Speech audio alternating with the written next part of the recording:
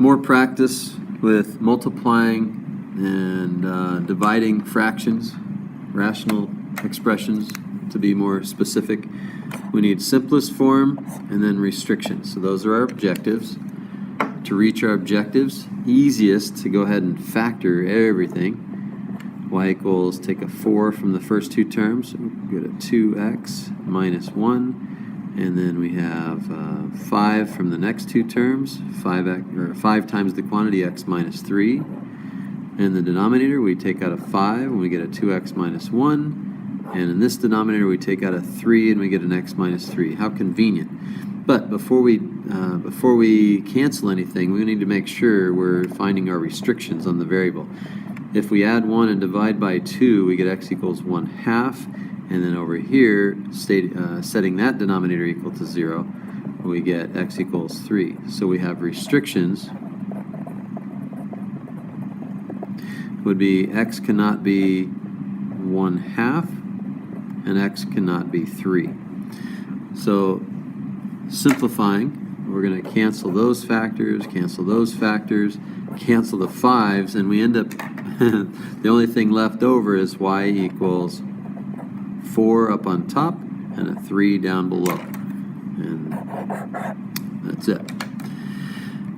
Second fraction, second problem here, we factor the numerator, x minus 5, x plus 2, x plus 3, x plus 2, and then divided by, so let's do this first because I don't want to rewrite that whole thing.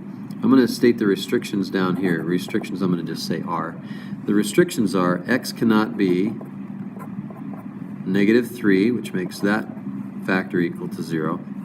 Can't equal negative 2, which is when that factor is equal to 0.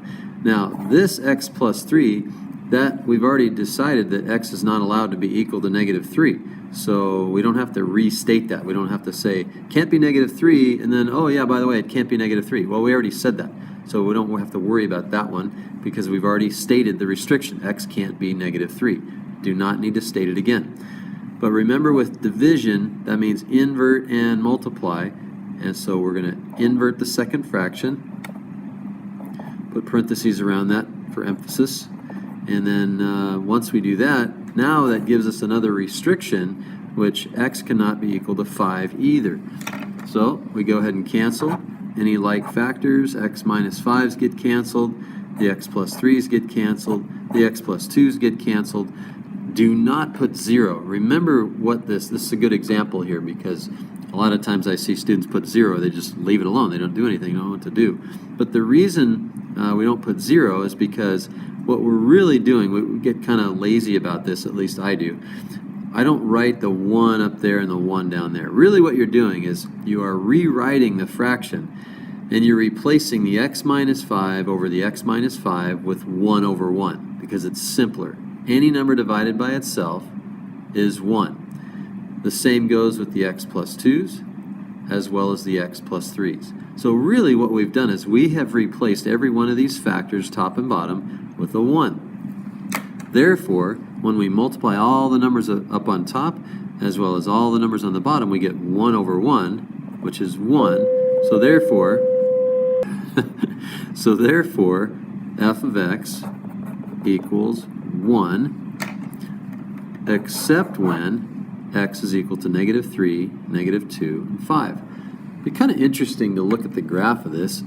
We know that x equals 1 is right there. 1, 2, 3, negative 3. We have negative 2, and we have 1, 2, 3, 4, 5. So if you drew the graph of this function, the graph would be a horizontal line, and you go just like this. But as soon as we get to negative 3, we get a hole. Negative 2, we get a hole. And then when we get to 5, we get another hole. So that's what the graph would look like. So if you're wondering, what does it look like when we have holes in the graph? Because these are removable discontinuities. They are holes in the graph, and that's what it would look like. So I know you didn't have to do that, but so I'd give you that as an extra little bonus. Last video, we're kind of out of time here on this one, so I'll do one more video for number 12.